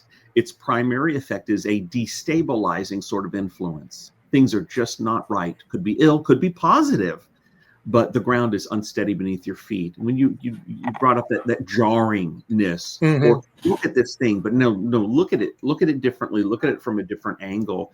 Or Michael Sisko, he says, my contention is that weird fiction involves a bizarre encounter that shows us that ordinary reality has nothing to guarantee it, nothing outside it that could protect it or ballast it. I also think that weird fiction has to threaten the reality of the reader, not just the characters. Having ridden in a car with Michael for hours on end, that's... How would you distinguish weird from horror specifically? The thing is, I am not sure about that distinction. So there's a really cynical part of me that thinks that weird fiction is just a way of saying I write horror fiction without saying I write horror fiction. Because when you say I write horror fiction, so often you see the shutters come down over people's eyes. They're just like, whatever. And so but the thing is, I don't think weird fiction necessarily does it any better. But I also understand that the definition, the weird definition, may be useful for a writer like Sisko or a writer like Laird. And so if it's a useful definition for them, then by all means, like use it then. I think for me, I see horror as just this enormous tent. I have the big tent theory of horror, and so weird is in there, and so is slasher, and so is supernatural, and so is science fictional, and it's all psychological, gothic, romantic, whatever. I see it as all part of the same thing. To me, when somebody chases you with an axe, that is profoundly destabilizing. That calls into like everything, and I'm being kind of a jerk towards Sisko, and I don't really mean to be, but like everything that Sisko says about weird fiction, it can apply to a slasher, but the thing is that I don't know that anybody would necessarily say, oh, Halloween, that's a weird, a weird movie. Right. Yeah. But the you could sort of play, and this is, and I don't mean this to be disingenuous, but you can sort of play with the definitions, right? And you could say, well, let's take the first Halloween film. Michael Myers is clearly something other than human, and it's not just that at the end, Jamie Lee Curtis says it was the boogeyman, and Donald Pleasance says, yes, as a matter of fact, it was. It's that Pleasance tells us that he was in the asylum, and for the first however many years, I was trying to rehabilitate him, and then I stopped, and then I was just trying to keep him in there. So there's something profoundly wrong with him, to the extent that the person who represents the medical establishment is like, nope, he's a monster, whatever he is. And when he chases people with knives, that is, one would assume, destabilizing for those people. When he has Laurie Strode in the closet and he's trying to get in, again, she's not happy. And the effect, obviously, that's supposed to have on us as viewers is also destabilizing, right? We also think to ourselves, well, geez, man, I guess a maniac with a knife could come after me too. What's to stop that? Right. What's to stop that from happening? This is not like Hellraiser, right? Where it's as long as you don't have a lament configuration, you're good. So I think that you can take this sort of, definition that Sisko or Laird has sort of brought out for weird fiction, and I would argue that it can be applied to other kinds of horror fiction. Mm-hmm. I also understand that I'm being kind of a jerk, and that what they would also talk about is they would say, but the tone probably and the setting of Halloween implies that this is more realistic and that Michael Myers will be defeated. Whereas in one of Michael Sisko's novels, everything, the ground is just pulled out from underneath you, like sometimes at the very level of language itself. And wow. So in that regard, you could say that that's kind of where the distinction lies. I still see them as kinds of horror fiction, but again, it's not really a hill I'm willing to die on. I don't I don't feel the need to do that. I think sometimes writers need to think about themselves in certain ways to do what they want to do. So if this is what works for them both, then they should absolutely do it. I think that idea that Laird specifically brings up, that the destabilizing effect, it could be things are just not right. It could be ill. It could be positive. Like going back to Natalya, Queen of the Hungry Dogs, there's some frightening situations are happening to these characters we care about. One of them is very ill. He's not going to be alive much longer, and there's some tragedy in there as well. But there's also an affirmation of the afterlife, which is, to me, like, that's weird in that, hey, like, they're actually getting proof that there's an afterlife. And it's also, well, potentially really positive if it's a heaven-like afterlife, if it's just an eternity of recurring experience, and you'll lose your mind because you're going to play golf. Oh, golf is great fun, but you're going to play it every day ad infinitum. Then that becomes a form of torture or whatever. It could, but and it's definitely, it's kind of, I don't know, the thought that that the weird can be so disconcerting, even if it's in a positive way. Like that to me is a really interesting space to play in. Yeah, Stephen King has played with that. He has a story. I think it's called They've Got a Hell of a Band, and the idea is these people wander into an afterlife, right? And the afterlife it's all the rock and roll stars who've died, because rock and roll will never die, and so all those people are in that afterlife just doing their thing over and over and over again. It's funny. It's one of the things that I think King. For him, it's one of his definitions of hell is repetition, is just endless repetition. That really seems to be something that that is at the heart of what he finds really, really horrifying. Thanks for playing along with that question of horror versus weird lit. I do want to mention that I was actually on a call with Laird Barron last night. He brought up a story that about a paranormal episode that you and he witnessed together, and he described it as a knocking on a basement door in your house. This would have been circa 2012, 2013. Yeah, we were just sitting. Laird, things didn't work out for him on the West Coast, and he came to stay with my family and I for a couple of years, and we would just hang out in the kitchen sometimes. And there was one time that we were just sitting at the kitchen table. Maybe we were having lunch. We could have just been talking, and suddenly the basement door, just rattled. Just really shook. Nothing in the house shook. There were no. We have like a china cabinet that has all these very fragile glasses in it, and whenever a big truck goes by, like all of the glasses will like chime. Nothing like that. It was just the rattling of the door. And it happened as banging. Is that a fair characterization? Like someone was banging on the door. I didn't see it. My memory of it is not so much a banging as a sort of a shaking. So, could someone have been like grabbing the door handle and sort of shaking the door that way? Yeah, it's absolutely possible. And that was it. But Laird was in a way more affected by it than I was. I remember Laird saying to me, "Oh, doors are significant." I never asked him, like, well, what does that mean? But I mean, I got the idea, it's probably the beginning. There's probably a story there. There's probably a story in that little incident. Yeah. Laird has had so many weird things happen to him in his life. I feel honestly that my own life, compared to most of my friends, is fairly pedestrian. Same. I just kind of do my own thing, and Laird or Stephen, now Paul is traveling all over the place, Sarah Langan, Victor Laval, Victor proposed to his wife in Antarctica, for God's sake. Oh my goodness. Wow. There's just like all these people have had these crazy experiences, and I've pretty much lived in the same area my entire life. I mean, I moved to Albany for 2 years, but I mean that's an hour away. So Yeah.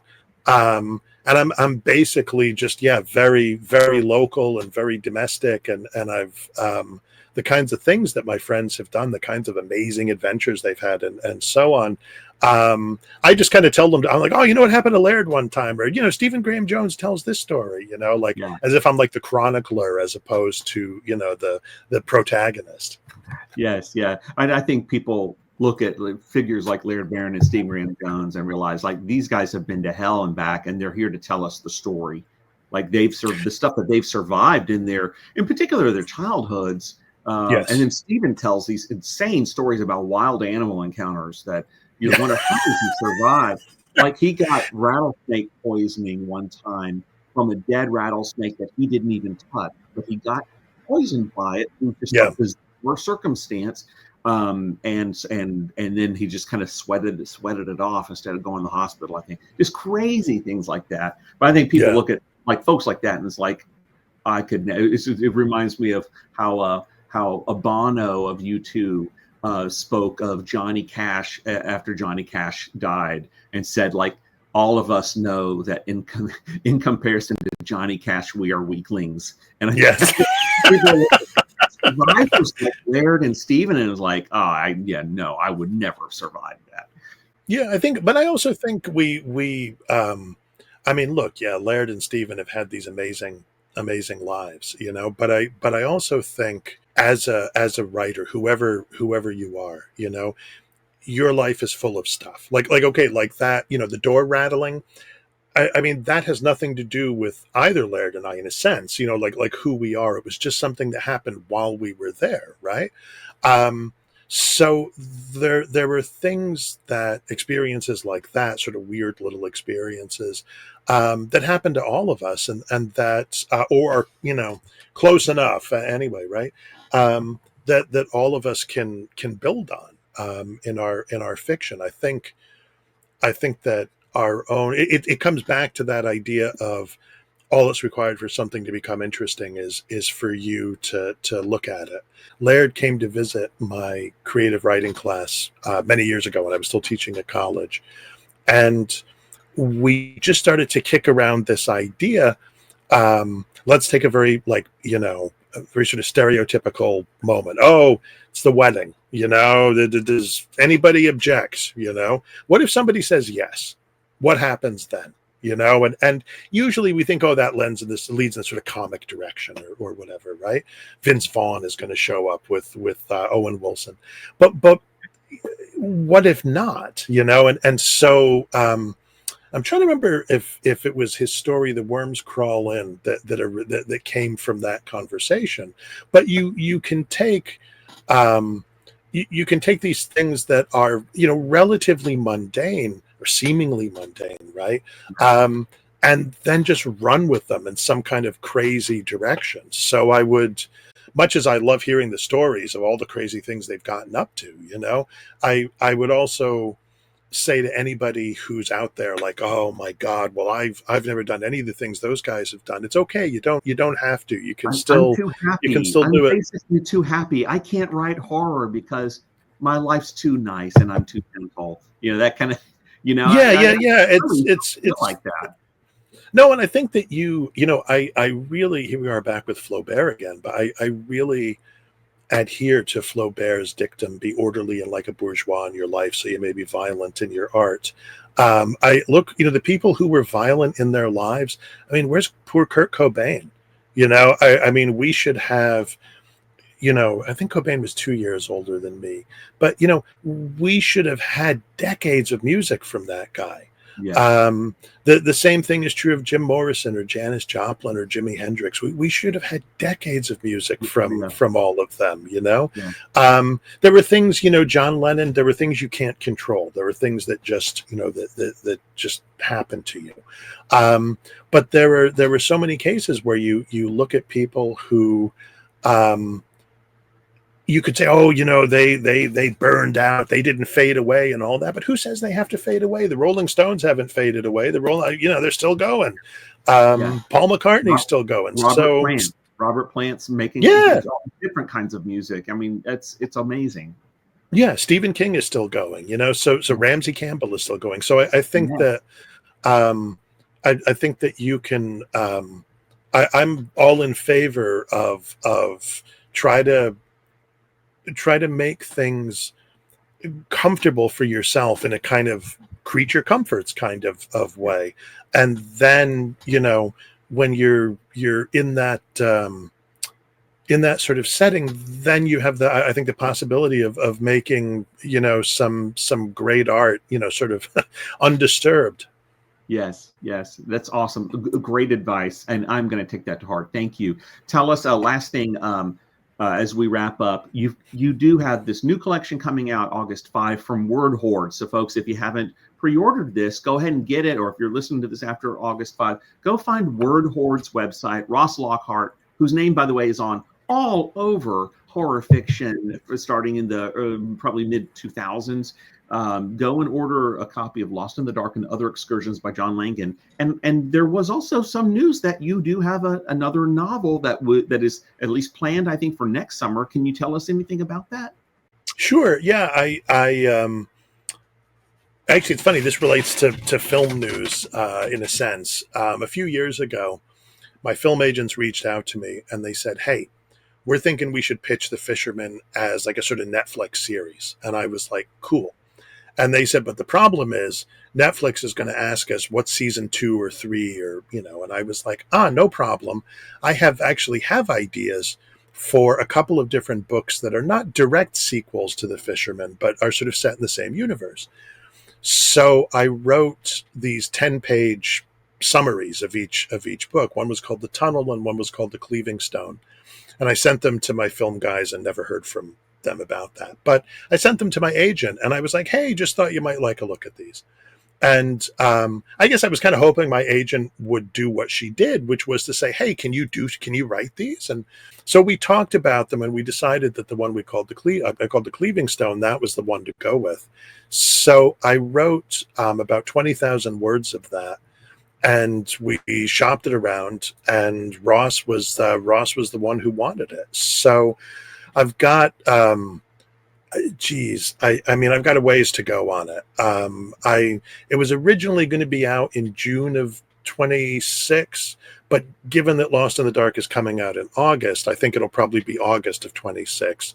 But it may be, depending on how things go, it may be more like September, October. But yeah, it's a book about a famous academic. He's actually mentioned, Dennis Miter. He's actually mentioned in the last story in Lost in the Dark, and he's gone missing while going to search for this monster, this cryptid in the Catskills called the Catskill Devil, and all that was left was just some bloody clothing. And so everybody assumes he's dead. And indeed, he has been declared dead, legally dead, which you only need to be gone for 3 years in New York State. I've kept that.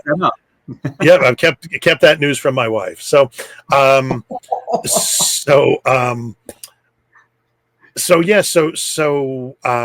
his family, he led this very colorful life.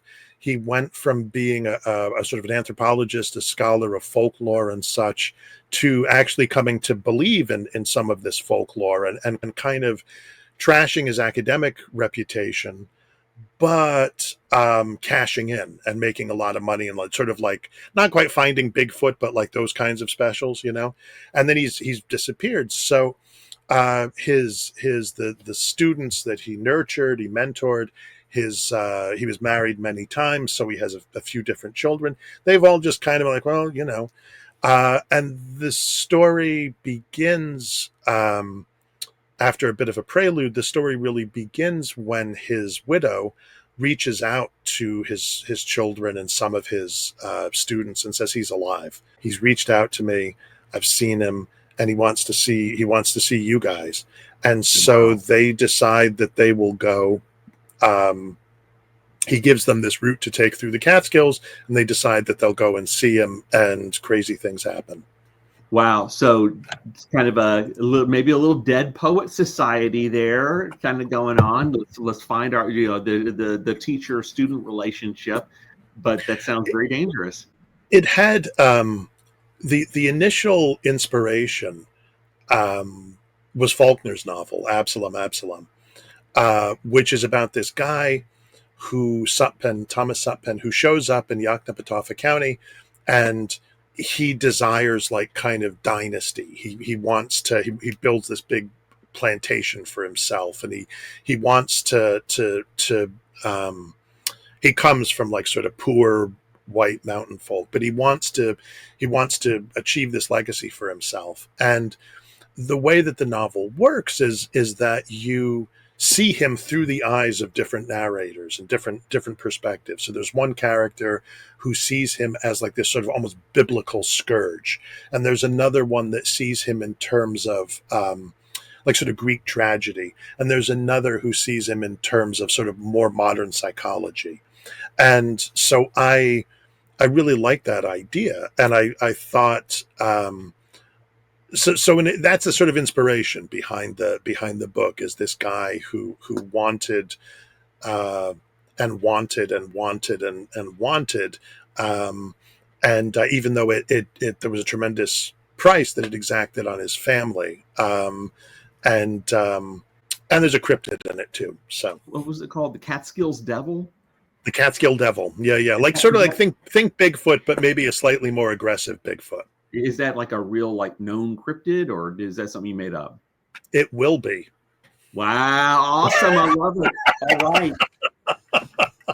You heard it here first. Okay, Catskill Devil. This sounds like a blast. I can't wait to read that, and would love to hear some happy movie news at some point in the future as well. We'll keep our fingers crossed about that. I would personally love to see an approach to Lost in the Dark done there. But anyway, thanks so much, John, for the wonderful conversation. I hope hope you don't mind me having kept you so long. No, it's my pleasure. I was going to say the same thing. I hope you don't mind me just rambling on for all this time. No, I could listen to you talk all day. This is everyone get a copy of Lost in the Dark. And John, we'll catch up with you real soon. Thank you. Yes, he will. Thanks so much, Greg.